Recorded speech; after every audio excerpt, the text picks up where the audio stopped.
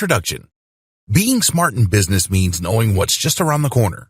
It means thinking ahead and preparing for inevitable changes that will impact the way business is conducted.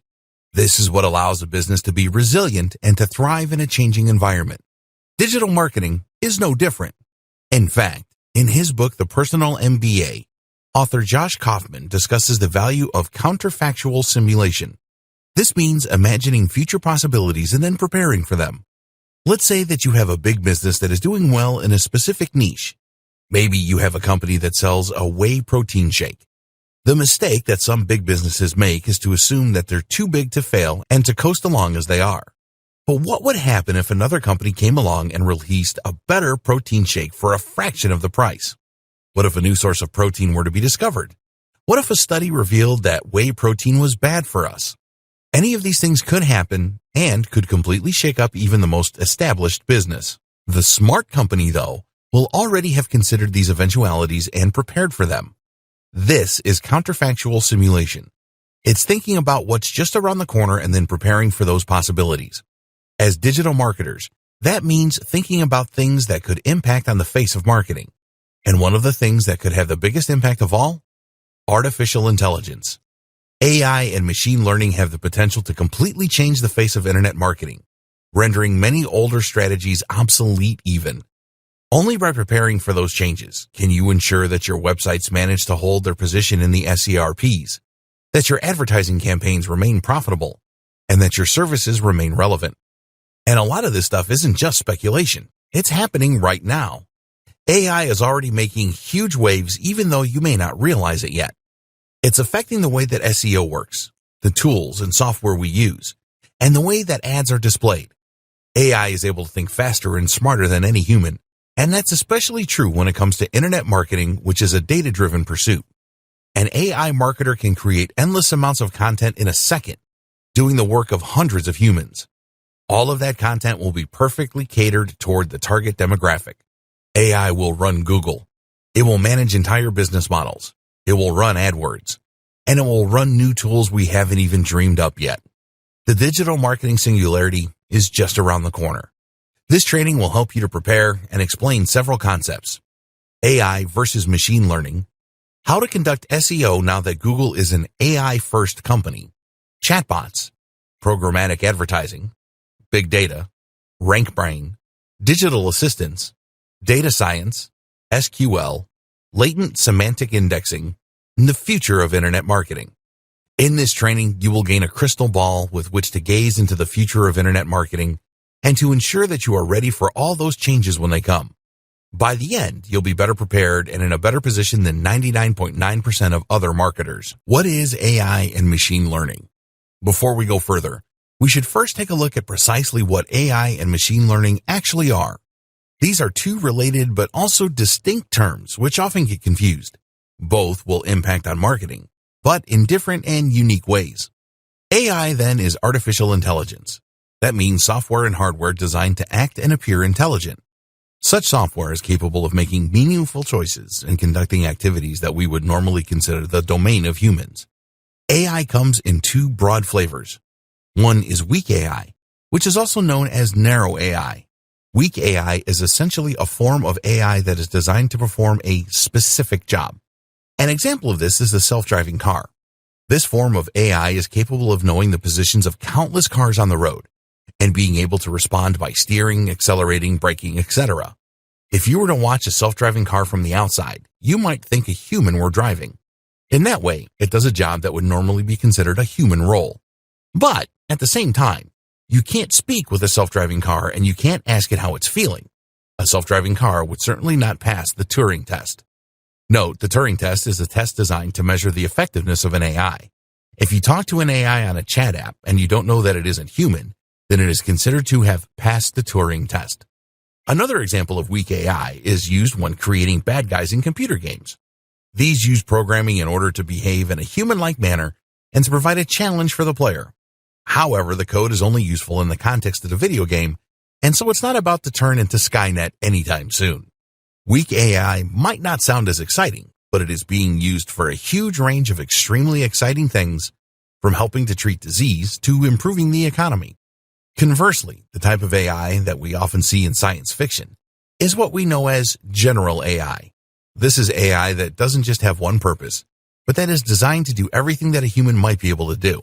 So you could play a word game with this AI, ask it how it's feeling, or get it to look up something useful. An example of a general AI is DeepMind, owned by Google. DeepMind is a company that has developed a neural network that employs general learning algorithms to learn a huge range of different skills. Many AIs, such as IBM's Watson, are actually pre-programmed. That means that they work using a kind of flowchart and will answer questions with the same answer every time. On the other hand, DeepMind is apparently able to think and respond via a convolutional neural network. Certain behaviors are reinforced and encouraged, and these will begin to become more prominent. This isn't a perfect simulation of how a human brain works. Cognitive behavioral psychology teaches us the importance of having internal dialogues and models for thinking. However, it is the closest thing we currently have to a true general intelligence. Machine learning. Machine learning, on the other hand, works differently. Machine learning utilizes huge data sets in order to gain surprising and almost frightening capabilities at times. Machine learning essentially allows a piece of software to be trained. An obvious example of this would be computer vision. Computer vision describes the ability that some machines have to understand visual information. An example is Google Lens, which can tell you what you're pointing your phone's camera at, whether that's a type of flower or a product you can buy in stores. Computer vision is necessary for self-driving cars to successfully navigate their environments and is used by apps like Snapchat, which use filters to change people's faces. How do these work? By looking at thousands and thousands of pictures of every type of object. While the machine learning algorithm will never understand what it is looking at, it can look for patterns in the data, which will then be used to identify those objects in the future. For example, it might notice that faces are typically oval in shape, with a dark patch of hair on top. It then knows that if it sees an oval shape with a dark patch at the top, it's possibly looking at a face. Machine learning has huge potential in just about every field. In the future, it can be used to diagnose diseases more accurately than a human doctor, to advise on financial decisions, to identify fraudulent bank transfers, and much more. All of this has huge potential implications for internet marketing, and that's what we'll be exploring in the following videos. Google as an AI-first company. A while ago now, Google announced that it had become an AI-first company. While that may sound like meaningless marketing babble, the truth is that this determination actually has huge potential repercussions for marketers, businesses, and SEO. Firstly, what does Google mean by this? Meet the new, smarter Google. You might think of Google as a search-first company. The first product that Google provided was a search engine, and that is still what most of us associate with the company. Traditionally, Google's search engine did not work much like an AI. Rather, search worked by attempting to match search terms with the content in an article. This is why the advice for SEOs was to insert lots of key phrases into their articles so that Google spiders could read that content and quickly identify that it would be a good match for what the person was searching for. As we all know, this didn't work out perfectly for Google. Lots of unscrupulous marketers abused the system by inserting hundreds of search terms into every article, which in turn meant that content Google would show to the user would be garbled and unreadable. That's why, over time, Google has begun to work more and more like an AI. Now, Google no longer attempts to look for exact keyword matches. Instead, Google tries to answer questions that you ask it. It does this by trying to understand what the user is looking for along with the context, and then to provide relevant answers through its search. RankBrain. Google is able to do this through machine learning. Specifically, it uses a form of natural language processing, which Google refers to as RankBrain. RankBrain is at least partly responsible for helping Google to cope with phrases and words that it hasn't seen before. If RankBrain identifies a word it isn't familiar with, then it can guess what it might mean based on context and based on its usage elsewhere. This helps Google to deal with unusual searches that it hasn't seen before without simply matching search terms to content in articles. Search queries are turned into word vectors called distributed representation. These are words and phrases that are close to each other in meaning and context. RankBrain will then try to map the query into words it understands or clusters of similar words. From there, it insinuates what the searcher actually means and is looking for and provides results on that basis. RankBrain also understands the relationships between words and the way that they work together. At one point, joining words such as the or and were ignored by Google. Now, Google understands the importance of these phrases and the way in which they impact on the intent of the user. Like all the best machine learning algorithms, RankBrain attempts to improve over time and adapt to users. It can see which results get clicked the most and thereby know when it is doing well and when it is getting things wrong. As such, it is able to improve search results for any given keyword quickly through algorithmic testing, which is helping to weed out low-quality content that attempts to game the system. RankBrain works using a Tensor Processing Unit, TPU, which is an AI-specific piece of hardware stored in Google's data centers. This is a specific chip that is better able to handle the specific challenges of machine learning tasks. Google's further plans. Over the past few years, Google may have seemingly diversified. It now makes smartphones, it now makes self-driving cars, and it now makes apps like Google Lens. But at the heart of all these initiatives is some form of AI or machine learning. Google Lens uses machine learning to identify objects in a scene and allow users to that way search the real world around them. Self-driving cars, of course, are highly reliant of various forms of AI. And the Google Pixel phones? Arguably, their main focus is putting Google Assistant in everyone's pockets. And this is the real clue as to what Google is up to. Google Assistant is an AI and virtual assistant that users can use to get weather reports, to book taxis, to play music, and much more. Google Assistant uses a combination of machine learning to detect human language, for example, and AI in order to provide useful results and speak in a natural manner. Google Assistant is closely integrated with Google Search. You can ask Google Assistant a question like, "Who started Iron Man?" and it will give you a natural answer. It does this by first using machine learning to turn your speech into a string, then by using Google Search in order to look up useful answers, which involves machine learning in the form of RankBrain, then by using narrow AI to extract the most useful answers from the best web pages, and then by using another form of narrow AI to provide the response in a natural-sounding manner, which is designed to appear like general AI. Much of this is carried out not on the device that you're speaking to, but on Google's TPU located in the cloud. What does all this mean for marketers? So what does all this mean for marketers? Simple. It means that Google wants to be able to understand your content and extract the most useful information. It no longer wants you to use rigid keywords, and it wants you to prepare for a more voice-driven form of search. Google is betting big on AI and machine learning. It believes that in the future, AI assistants will be huge, and it wants Google Assistant to be number one. It envisages a future where we spend less time staring at our devices and instead get the information we need by asking our phones or our Google Homes. We'll speak naturally to these devices, and they'll provide us with handy answers. Preparing for semantic search. Whether Google Assistant eventually becomes the ubiquitous tool that Google wants it to be or not, the fact remains that Google wants search to become increasingly more natural and human. It already has in many ways. That means that marketers and website owners need to make some changes to the way they do things. It's no longer enough to find a keyword and repeat it a whole lot. You now need to work as though you're speaking with an AI. And that means a couple of things. LSI, Latent Semantic Indexing. Latent semantic indexing is one of the most important things to consider if you're interested in improving your SEO and getting to the top of Google. It's even more critical if you hope to be ready for Google's AI-driven future. Not only is it a powerful concept in itself, but it is also an important microcosm of the broader changes that we are seeing to SEO today. Search engine optimization is a big and very important part of digital marketing, and if you want to drive the maximum number of people to your website or blog, then it's absolutely essential that you have the search engines on board.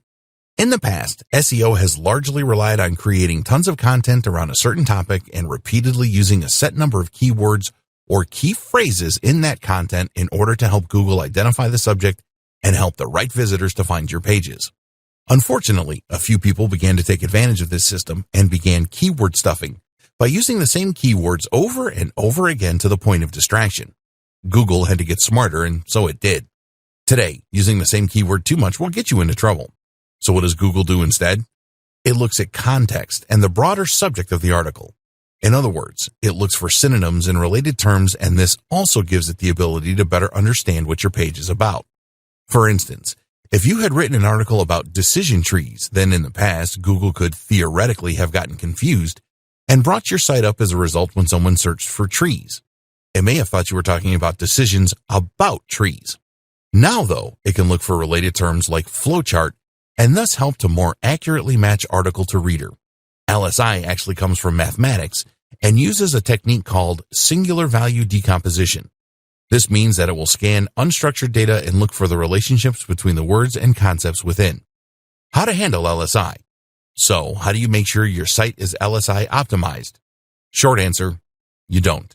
While it is obviously tempting for SEO companies to now start offering their LSI optimized services, the truth is that you should have been doing this all along and without thinking about it. That's what the best web marketers like Andre Illison have always recommended, and it's what Matt Cutts advises as well. In short, writing naturally should mean that you are including synonyms and related topics. Otherwise, your writing is going to sound pretty repetitive. The moral is what it's always been: stop double guessing and just write for the reader. This is something we'll come back to again and again with regards to preparing for a smarter Google. But there are also some other tips you can keep in mind if you want to ensure that Google knows what you're talking about. First, make sure that you use more than one search phrase. It's a good idea for a whole host of reasons to use a combination of different search terms rather than targeting just a single one. Seeing as Google will often show results that don't use the exact key phrase the person searched for, it makes sense to try and include a few popular iterations of the same term. Likewise, you should make sure to use good and varied vocabulary around the topic. This helps to better demonstrate the context and the subject matter of your article. Rather than filling an article with random synonyms, think instead about words that would often occur alongside the topic you're working with, such as our earlier example of flowcharts. This is called co-occurrence, and it's the kind of thing that machine learning algorithms love. Structured data. The other big concept that SEOs need to consider in order to be ready for the AI Google of the future is schema markups, also known as structured data, also known as rich data. Remember, Google's aim is to enable Assistant to answer natural language questions with useful responses, which will draw on information found on the web. Google doesn't just want to pull up a list of useful search results. It wants to be able to answer questions. So if someone asks how to make bolognese, it will simply read out the ingredients. In order to do this, Google needs to be able to find that most relevant information in a passage of text and then pull out the specific answer. This takes the concept of rank brain to the next level, allowing it to understand not just what an article is about, but how each paragraph in that article functions. The problem is that Google's AI can't quite do this yet, at least not well enough to be able to usefully provide answers for people without occasionally including complete nonsense. That's where schema markups come in. The idea of a schema markup is to essentially annotate your articles and blog posts by telling Google what each bit is and what it does. Essentially, you're saying this is a list of ingredients, or this is a user rating. This also helps Google to provide what are known as rich snippets. Rich snippets are search results on the SERP's search engine result pages that include more than just a meta description. You might see a search result listed, for instance, that also includes bullet point steps, or that includes ingredients for the meal. This way, the user can see the information they're looking for without even needing to leave that website. How to use markups. Markups look a lot like HTML. Here's an example of what this might look like. That is basically telling Google that you are talking about a local business, the Candle Factory. You can also use schema to highlight product names, authors, aggregate ratings, software applications, restaurants, movies, and much more. To use this information, you can either look up the HTML code and implement it yourself, or you can use Google's handy markup helper, https://www.google.com/markup-helper/u/0. Here you will simply share the URL of the page you want to mark up, and it will then provide you with the opportunity to create the necessary tags. There are also plugins you can use to the same end through WordPress. The good and the bad of schema markups. The savvy among you may have noticed some worrying issues with schema markups. Specifically, they encourage people not to visit your website. Let's say you have a recipes website and you included an article on cooking bolognese. You probably did this hoping that people would search for it on Google, find your website, and then visit your page in order to read about it. In doing so, they might also click on a few ads, they might buy an affiliate product, or they might just remember your brand so they come back again in the future. But if Google simply takes your key information and shares it, then there is no real incentive for them to actually visit your web page. As such, there's no chance that they will click on your ads, or buy your products. They'll not even know that the information came from your website. Essentially, Google is this way using our intellectual property without any remuneration, which has upset a lot of webmasters, businesses, and marketers. So should you avoid using these features altogether? Unfortunately, that is not really an option. Remember, Google also uses markups in order to provide rich snippets. These are the more media-rich search listings, which include things like star ratings, images, bullet points, and more. These really help a web page to stand out in the SRPs and thereby ensure that more people click on that listing. And while you might not get any benefit from having Google read your ingredients out, if you don't include markup language, then it will just get that same information from one of your competitors. Google wants to use schema markups, and that means that it will likely reward those sites that do with a little SEO boost. For all those reasons, it's essential that you keep using this strategy, even though you might be giving Google free information in doing so. In the future, if more and more people talk to their Google Assistant rather than browsing the web for information, then there's a good chance Google might need to rethink its policy, lest it face a rather big backlash from content creators. Big data. You might hear the term big data thrown around a lot and not fully understand what is meant by it. In this video, you will be enlightened and learn how big data can help you and your business both now and in the future. Essentially, big data is nothing more than large data sets. These large data sets are increasingly common online, seeing as everything online is easy to measure and document. If you think about a company like Google, it has immense data sets that it works from, describing the search history of billions of users. But even a standard website that gets 1,000 visitors a day will work with huge amounts of information. A website will naturally record each of those visits and will also store data about each one, such as the country of origin and the length of time spent on the site. In a few weeks, this data will likely crash a lot of spreadsheet software. The reason that big data is featured in so many discussions is that it is very difficult to handle. Making sense of such huge amounts of information requires a lot of smart math, while simply storing and handling that kind of data requires a lot of storage and computational power. But the potential value of big data is also absolutely huge. Big data provides patterns and insights that you simply can't get by observing a few users. This is essentially how machine learning works, by looking for patterns in massive data sets. The difference is that this is being leveraged in a slightly different way. Predictive modeling. Predictive modeling is a process that involves data mining and probability to forecast potential future outcomes. A model is created using a number of predictors. Predictors are variables that are thought to influence future results. Once data is collected for these predictors, a statistical model can be created.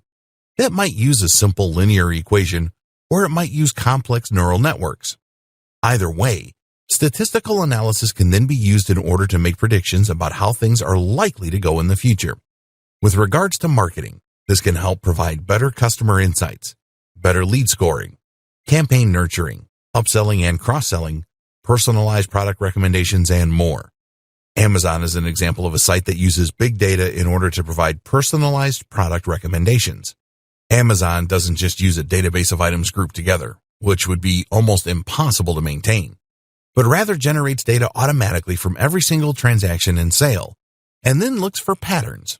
It will see what products tend to be bought together, there's that co-occurrence again, and can therefore use this information to show items that it thinks a user might want to buy next. Likewise, when it comes to lead scoring, big data can be immensely useful. Lead scoring means understanding which leads are likely ready to purchase and which are not. This is immensely useful information for companies that might want to send sales letters to the cross-section of their mailing list that they think will actually buy from them, rather than being put off by the amount of sales material they're receiving. Amnesty International uses segmentation and predictive modeling techniques in order to better identify the right groups to market toward. By collecting data and then looking at what that data reveals about the kinds of people who donate, Amnesty International knows who it should be targeting with its ads, how much they are likely to spend, and how they're likely to do it. Any charity can benefit from this kind of data analysis, as can any business. Collecting big data. If you want to start collecting data for your business, there are a wide number of plugins and tools you can use to do so. You should find that a lot of tools, such as Google Analytics, will allow you to export massive amounts of data in order to work on. You can then choose to use this information yourself or outsource it to a data science organization that can use that information to provide valuable, useful insights. Another good idea to prepare yourself for the future is to allow users to create profiles.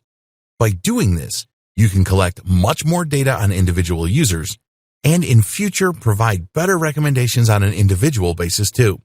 This is something that stores have been doing for decades with loyalty cards. But of course, the digital nature of selling online creates even more potential opportunities. Computer vision. As mentioned, computer vision is the ability for machines and computers to see by learning from huge data sets and machine learning. By observing countless images, a machine can learn to identify images in an object or to navigate an environment without crashing into things. What does this mean for the future of SEO? One big thing, and one thing that you should make sure that you are ready for, is that Google will likely start paying more attention to images on websites. Traditionally, we've been told to avoid using images for things like site names. Why? Because Google can't read an image, and therefore we won't get any SEO benefit from that. But Google does have software that can read text from an image. This is called OCR, Optical Character Recognition.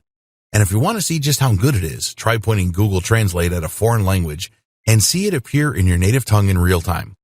If Google can do this, then it's only a matter of time before it starts reading the text in your images to see if they back up the niche and key phrase that you are targeting with your website. Likewise, seeing as facial recognition is already a big deal when it comes to security and Facebook, it is probably only a matter of time before Google starts using that too. For example, if you write a blog post about Sylvester Stallone, Google might someday look not only at your content, but also at the photos on your page in order to see if there are pictures of Stallone there. Google Images might one day not be reliant on surrounding text at all, but might instead base its results purely on what it sees in the image and whether this lines up with what you're searching for. Issues like image quality are also likely to play a big role in the future. Google might opt not to recommend your webpage if it thinks the imagery on there is poorly chosen and out of place. So what can you do to prepare? For now, the closest thing to communicating with Google via images is the use of markup language and/or file names and alt tags. Using alt tags to describe images can help Google to know what they represent and therefore to better decide if your site is relevant for a particular user. Meanwhile, make sure that all the imagery you are using is relevant and high quality. Advertising. At its core, machine learning is about evolving. It's about getting more and more data to the point that it can make more accurate assertions. While face detection in images might start out poor, the system evolves and learns to the point where it becomes more accurate than a human. Imagine if you could turn that power to advertising. Imagine if you could show precisely right advertisements to precisely the right people at precisely the right times. Imagine if your advertising campaign evolved to get more and more specific so that an increasingly large number of viewers clicked on the ads and bought your products. The longer the campaign ran, the more your profits would increase and the less you'd spend on ineffectual ads. That is precisely how programmatic advertising works, and you can start using it right now. What is programmatic advertising? Programmatic advertising campaigns allow marketers to buy native ads on a variety of publisher sites while using smart algorithms to ensure that they are targeting the right viewers at the right times, all while remaining within budget thanks to a bidding system that allows them to compete for impressions with other advertisers. In short, these campaigns give the precision and quality of native advertising, like banner ads, while at the same time allowing for the control, adaptability, and precision that you would get with a PPC campaign. The net result is ads appearing on the sites of carefully selected publishers, but only when and if they are likely to yield the best results. Programmatic advertising uses a complex algorithm in order to identify your business's ideal customer and then to figure out where they are likely to appear on the web.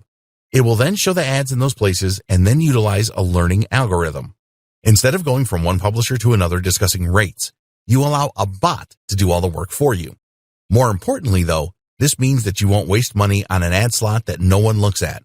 Your ads will be chosen and honed by a smart algorithm, and the result will be that they get higher CTRs from the right targeted customers. RTB. This is how programmatic buying is different from other PPC or just buying a banner ad on your favorite news site. Giving you further control, meanwhile, is the option to use RTB or real-time bidding. What RTB essentially means is that you are automatically entering into a bidding war each time a page loads based on your predefined budget.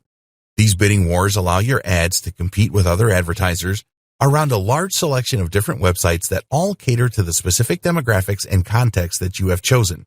In other words, You will define that you want to target sports sites catering to an audience of males in their 20s to 40s, and from there, your ads will appear across a selection of those websites, which you can still curate in some cases if you wish, based on the outcome of each little bid.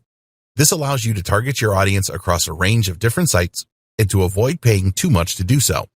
On the other hand, direct buying is essentially a bulk order of impressions from a specific website or websites such as ESPN.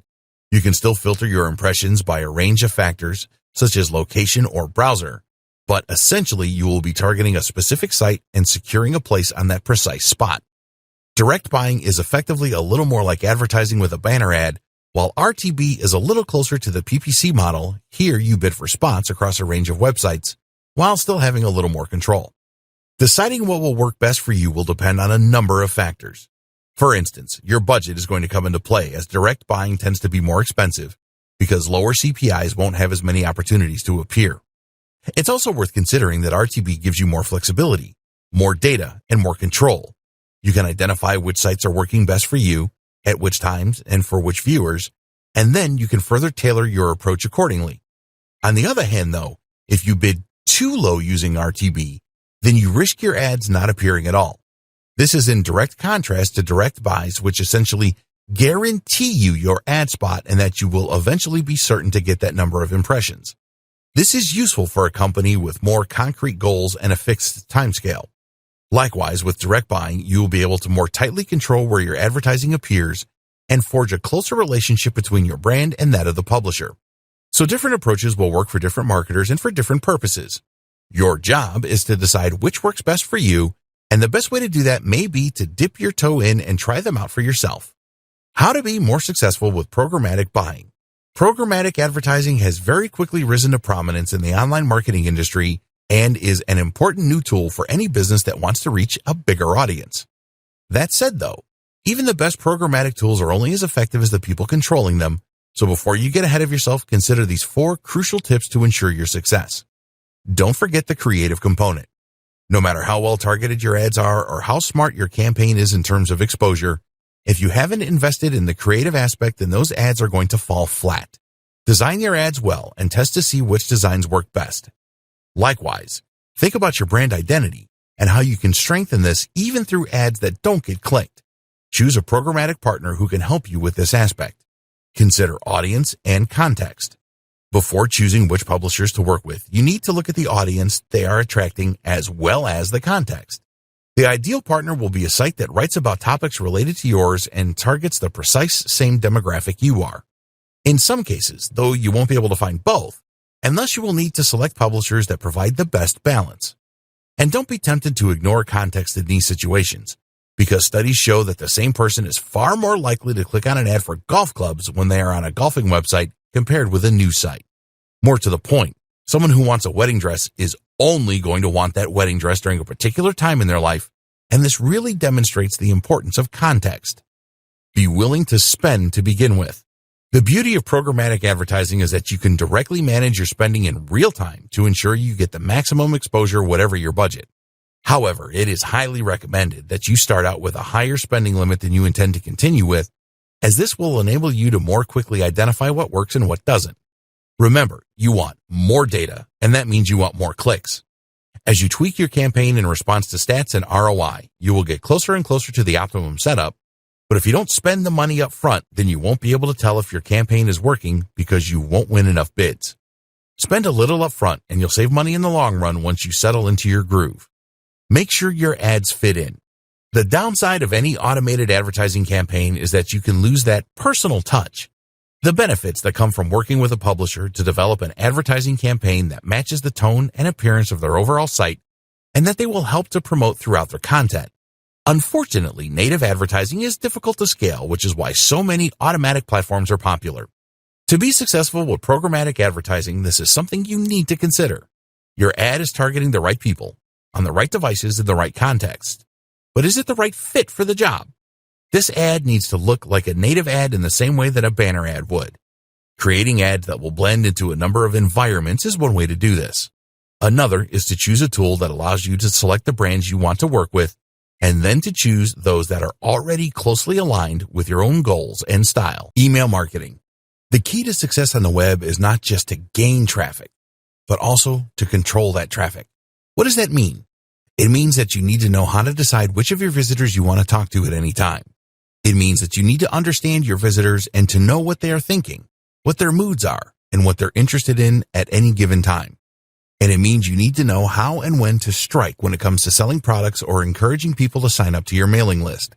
This is a theme we've seen come up time and again with machine learning and AI, and email marketing is no different. You can do all this by building a mailing list and then segmenting that list. First, let's go over the basics of email marketing again for those that aren't familiar. Email marketing is, of course, the process of marketing via email. In other words, this means you're going to be building a big list, a collection of emails, and you'll do this by asking visitors to your site to share their contact details when they land on your homepage. This in turn requires an autoresponder. An autoresponder is a tool that you use to create email forms and then to manage all of the contacts on your list. You can use the form somewhere on your page to let people input their details, and you'll use the autoresponder to actually send all your emails. It should be immediately apparent what the value of this is. Sending all your emails manually using Gmail or another web client is not easy and would likely result in many not getting delivered. You'd have to send lots of different emails for longer lists, and you need to manually manage any requests to subscribe or unsubscribe. An autoresponder manages all of that for you, so you just need to write one email and then click send. The other benefit of an autoresponder is that it can collect data for you and use that information to do a range of different things. For example, an autoresponder can show you the percentage of subscribers who actually open your emails. If your email subject headings aren't successfully encouraging people to read, then you can identify this problem and work on a solution. Suddenly, we're using a data-driven approach in machine learning again. You can then see all the visitors who did read a given message in one place, or choose to see all the ones that didn't. You can see the open rate for different individual visitors, and you organize your list by different factors. That's another handy thing about using an autoresponder. It will allow you to grab more information using the form embedded on your page, and that information can then be used to group your visitors. Want to just message the men? Go for it. Want to just message the people over 30? You can do that too. Or how about having multiple different mailing lists for different brands, or even for different products? All of this can be accomplished using just a single autoresponder. And of course, this kind of control and automation opens up all sorts of possibilities when it comes to AI and machine learning for marketers. Lead warmth and email segmentation. The true power of all this information comes from being able to use that data in order to pick and choose who your messages go to. For instance, you can decide that you want to send an email only to people who fall into particular categories. What we're interested in to begin with is sending emails based on engagement, retention, and lead warmth. A lead is anyone who has shown some kind of interest in buying from you. That means that anyone who has signed up to your mailing list can be considered a lead because they have demonstrated an interest simply by doing this. But at the same time, a lead is also anyone who visits your site or who takes your card. This is a cold lead, whereas someone who actually gives you their contact details is a warm lead. Leads get warmer the more interest they show in what you do and what you're selling. And the warmer a lead is, the more likely they are to buy from you. In fact, this is the true and most useful purpose of having a mailing list to begin with. It allows you to take your ice-cold leads and turn them into warm leads and then paying customers. I always liken this to asking for someone's phone number. If you were just to walk up to someone in a club and ask for their number, they'd likely just tell you to go away. Why would they give you their number when they know nothing about you and have shown no interest in you? First, you need to chat to them and let them get to know you. If they look at you and smile, they're a cold lead.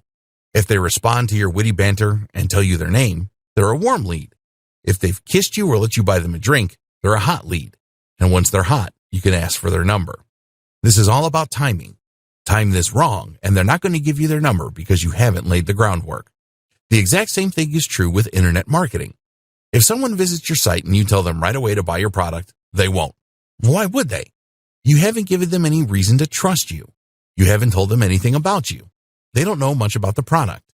Ask them to hand over their email after a few blog posts, though, and you can gently start to increase engagement. This is then when you wow them with all your information and all your knowledge.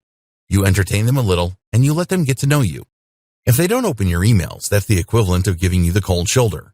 That's like the girl or guy in the club that isn't laughing at your jokes and keeps looking away. If you try and sell to them now, you become spam and you get deleted. And they never return to your website. But if they open your emails, you know you're in with a shot.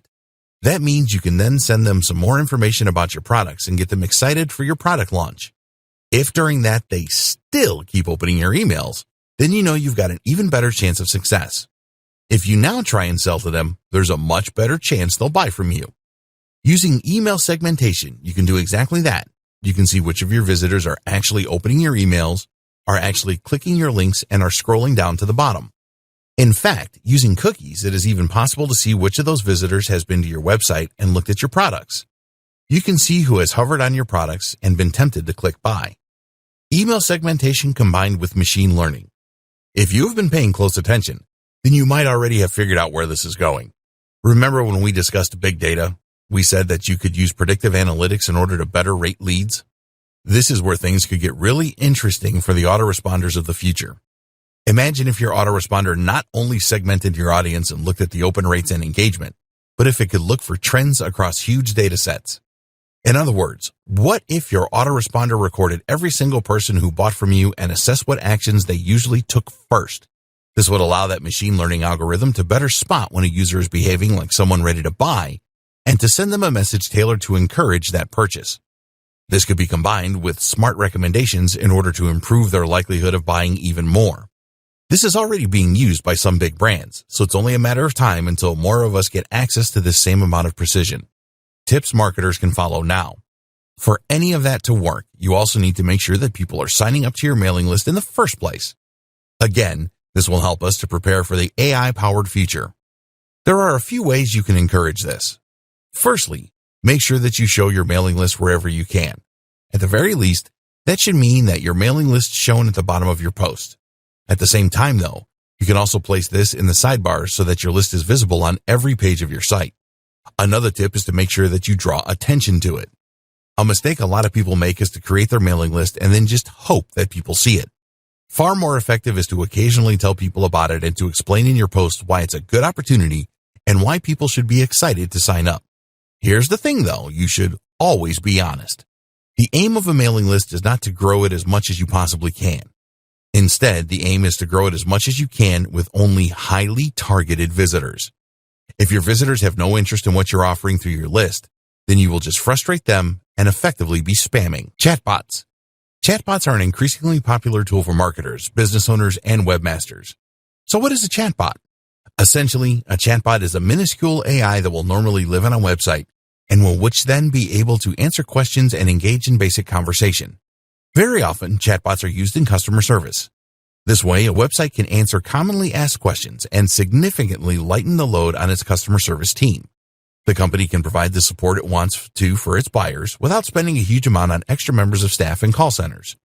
But a chatbot can be much more than just customer support. Chatbots are just as effective in marketing and can be extremely effective at increasing sales and profits. Chatbots are particularly effective at kickstarting a sales process by welcoming visitors to a website and asking them what they're looking for.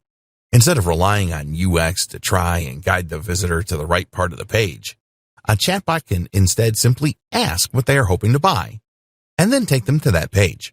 What's more is that it can provide useful recommendations, perhaps informed by previous buying history, and it can reduce any concerns that users might have.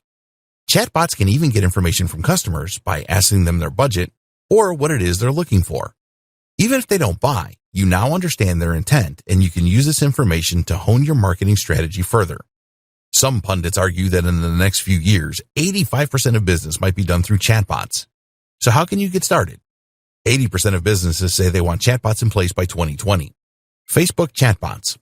One option is to invest in a Facebook chatbot. There are plenty of sites and services online that will sell these for you. Facebook Messenger is a new frontier for a lot of small businesses. While it has crept under the radar for many marketers, the numbers speak for themselves. Facebook Messenger is currently used by over 1.2 billion people. That's 11% of the entire human population.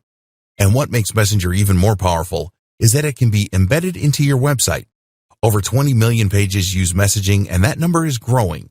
This provides a very simple and easy way to communicate with your visitors, to answer their queries, and to help convert traffic into sales. But you can't be available 24/7 to cater to all your visitors' needs, and this is where a chatbot comes in. This is a basic AI that can tend to your customers and help to provide a more personal experience while answering basic questions. This is a hugely powerful tool for businesses, as it means you'll no longer lose visitors that struggle to find their way around the website or to get the information they need. Imagine if customers could order food by just sending a Facebook message and then answering a few automated questions. Or what if a business could access your expert legal advice without ever needing to speak to you in person? All of this is possible in the near future. Facebook chatbots can even be proactive by sending messages to potential customers. You need to be extremely careful with this, seeing as it can be seen as spam. But if you have an automated system that's able to reach out to potential buyers at just the right time with a carefully crafted message, this can be huge for business. Other types of chatbot. Of course, not all chatbots are Facebook chatbots. There are many other ways to implement chatbots into a website, from creating them from scratch using homemade software, to using them to respond to emails or SMS. Developing your AI skills using SQL.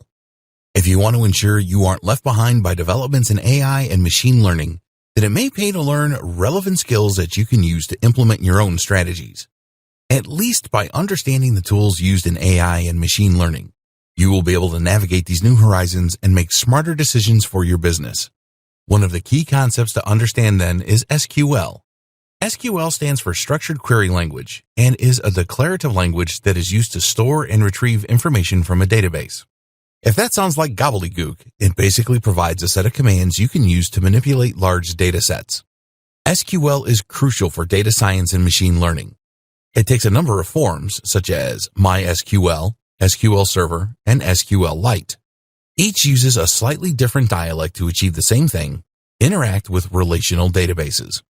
Relational databases consist of numerous tables like you see in Excel, with columns and rows. So if you had a lot of visitors to your website, you might fill out their data across rows such as name, age, contact details, etc. Pull out any given visitor, and it will bring their details up so that you're ready to call them and market to them. SQL then allows you to do things like creating whole new tables or inserting new rows, columns, or cells. You can do this with simple commands like create table and insert into. To make a new database, you first need to use a command to make it, and from there, you can then begin inserting tables like so. One of the most powerful commands is something called select, which allows you to retrieve information across one or more tables. For instance, you can use this to get the details of anyone over a certain age, like so. Group by is a command that lets you group results according to certain conditions. Cursors let us move through sets of data and make changes. While this all might seem quite simple, combined with huge amounts of data, these simple commands can yield fascinating results and be extremely useful in informing future decisions. This is essential how machine learning works. And if you ever want to work as a data scientist to employ big data solutions or machine learning applications, this is what you will need to know: how to future-proof your marketing. Over the course of this training, we've examined a large number of different types of AI and machine learning in the context of digital marketing. The objective of all this has been to help you better prepare for the future. You know that you should start collecting as much data as possible right now, that you need to add schema markups to your site, that you should be using LSI, that you could benefit from a chatbot. You even know a little bit about SQL, just in case you ever decide to get involved behind the scenes. But in all likelihood, all of this is going to change a lot more before it enters the scene, and we can't really anticipate just how its impact will be felt. There are huge waves making their way through internet marketing, and the power of AI can't really be understated. Imagine, for instance, what will happen once AI that can write high-quality content becomes commonplace and commercially available. This technology already exists. AI that can write nearly as well as a human. But when it is allowed to cut loose on the web, it could potentially flood the internet with new enough content to double or triple its size in a matter of days. How will we know what's written by a human and what's not? What about when AI can create realistic-looking images? We've already seen the power of deep fakes. How will we know what's real and what's not? We can't really prepare for these scenarios because we don't know how they will play out. So for now, it is best to focus on what we do know. And in particular, as a marketer, that means focusing on Google's move to natural language processing and more human-like interactions. It also means that Google is going to keep getting smarter. Google used to look for keyword matches, but now it actually understands the meaning of a website and can use many more metrics in order to understand whether it is high or low quality and whether it is delivering on what it claims to do. In fact, Google likely has the potential to become the most powerful AI on the planet owing to the huge amount of information it has access to and the huge resources that the company pour into it. This makes it increasingly difficult to game the system or to try and trick Google. The best thing we can do then, make the best quality content we can. As Google becomes more and more human, writing for Google and writing for the reader will mean essentially the same thing. It's time we started focusing on great quality content and on providing real value. The key thing to remember is that Google serves its customers first and foremost. Who are its customers? The users who use it to find information and entertainment. Google wants people to keep using its search, and as such, it needs to make sure it consistently brings up only the most relevant and interesting information.